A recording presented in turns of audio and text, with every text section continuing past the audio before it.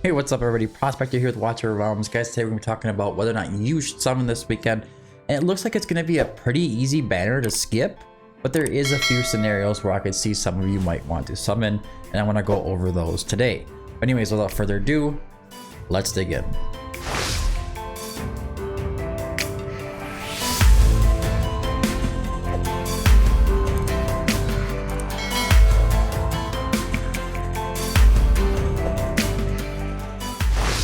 Alright, so we start off these videos here with the crazy invocation of spirits and the crazy divine summonings. If you are really early in the game, I'm talking like the first 30 days or so, you might want to consider summoning on these two banners. They're going to be able to help you out getting some legendaries on your account. It's going to increase your odds for getting a legendary and hoping that it's not crash, of course. But anyways, we have on the banner this weekend, actually a pretty decent epic. So we're going to talk about Maul just for a moment, just ever so briefly. This hero is really good for early game and mid game even, when you're trying to push the Gear Raid 3 stage. Even Gear Raid 2, I have a couple of videos out there using Maul to clear these stages, the stage 19s and stuff. And he does a wonderful job and doesn't even need to be under a Piercer Lord, and he has that massive reach right there. So consider getting him, but you do want to get him to the Awakened level 5 as soon as you can. It is a massive difference having that cost -5 on there, especially for using him for Gear Raid 2, cycling with Volca. As far as the other ones, Nasande is not that great. I mean, she's okay of a healer, but Nazim, he was broken for a while. In some videos you might find something cool about him, but it's not a thing anymore. Valkyra. I think this is one of the coolest female characters in the game just because of the way that she looks. She also has a really cool skin and a video, so I can actually look at the skin here. The skin is pretty sick, although I do like the original a bit more. I think it's a pretty cool skin. It's a pretty cool skin, the angelic wings and everything there.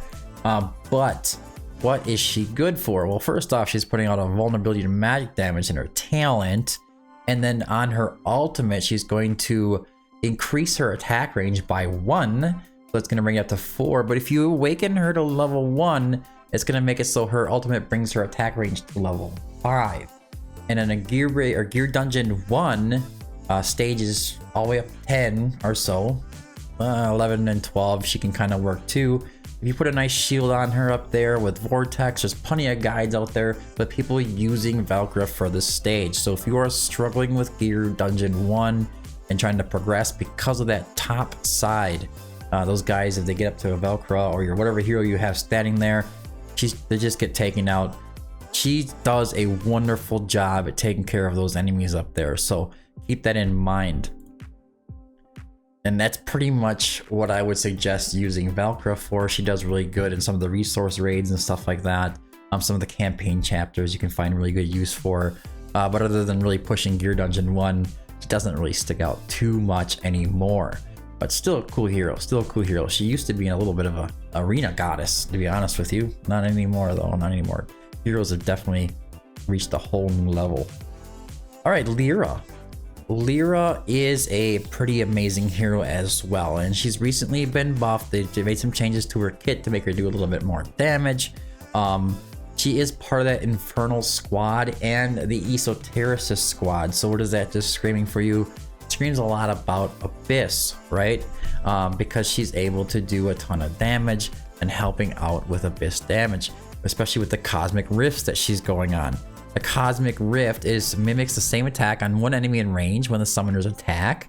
Attacks that can be mimicked include basic attack, ultimate, and focus fire attacks launched when Twin Fiend or Pyrus activate their Lord skill. Mimicked basic attacks and focus fire attacks only deal 50% damage. So part of the problem here is that Soul Cadence would be the guy you bring along if you go into Abyss 1. But if you are stuck with a Twin Fiend and you're trying to push Abyss 1, it's wonderful for you. Pairing her with Twin Fiend or Pyros works out really well with our girl Lyra. Now she's also bringing something else that's very valuable. That's going to be that magic resistance reduction of minus 30%. That's maxed out. That's as high as your magic res drop is going to get. So that's something to keep in mind. And it's on our basic attack, so it just stays up. On Rift Resonance, when the ultimate is triggered, increases the hero's attack by 22%. This goes up to 35% increase for 15 seconds. And when Starfall strikes, meteor hits, dispels one buff from the target. This makes her super useful in Apocalypse 2 if you guys are struggling with that. Again, this is the reason why I was saying that some of you may want to target these heroes, and I would totally understand if you did. There's nothing wrong with Lyra. There's nothing wrong with Valkyra. I think the main target would be Lyra, just because of her utility in some of the later boss stages, right? And also on the Celestial Confluence, after the hero and Cosmic Rift deal damage to the same enemy 20 times, increases the hero's damage by 10%, stacking up to 3 times. If she changes targets, she starts reducing those stacks. Onto the Awakenings though, using Starfall Strike extends the duration of all Cosmic Rifts by 8 seconds. Ultimates mimicked by each Cosmic Rift can inflict 1 extra type of burning on a target. So now she's bringing burning. On the Awaken level 3, when Celestial Confluence reaches full stacks, it's going to be that extra 30% damage.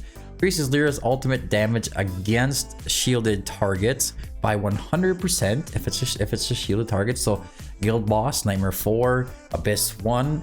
The damage dealt by Cosmic Rifts mimic basic attacks increases to 100% of the hero's basic attack damage. And Starfall Strikes Meteor inflicts stun on the target hit. So now you're putting out stuns as well, so they can help you out Apocalypse 2 and Apocalypse 1, depending on where you are in the game.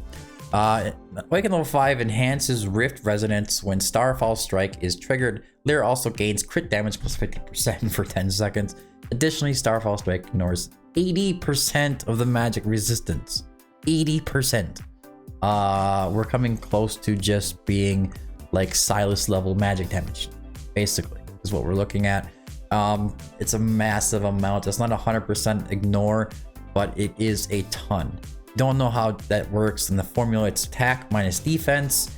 If you are a physical damage dealer, if you are a magic damage dealer, it's attack minus magic resistance.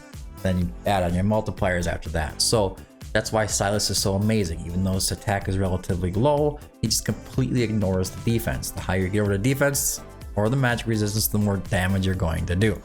All right. With all that being said, if you guys wouldn't mind, I have a Smile 1 exclusive link. If you're going to make any purchases trying to chase these heroes this weekend or any weekend, I'd appreciate it if you'd use my link. It's going to be at smile1.prospector.gg, or you can come over here and click on these banners on the website, this one here in the center or up in this top corner as well. So let's go ahead, click that. It's going to bring you over to a region selector for US or Canada and Europe. I've created this shortcut URL to make things easier for you guys. You don't have to remember the links. It's smile1.prospector.gg. I appreciate all of your help with this, because inevitably each time you guys purchase something, we get a 5% kickback, especially when it comes to bundles or new users. But anyways, that's all I have for today's video. I hope you found it helpful. If you did, don't forget to like and subscribe. Make sure you check out prospector.gg. Make yourself an account over there. You can set up your hero roster, all that good stuff. We have BP tier list, stage guides, you know, hero guides, all that good stuff. But anyways, I've been the Prospector. Thanks for tuning in. And until next time, keep digging.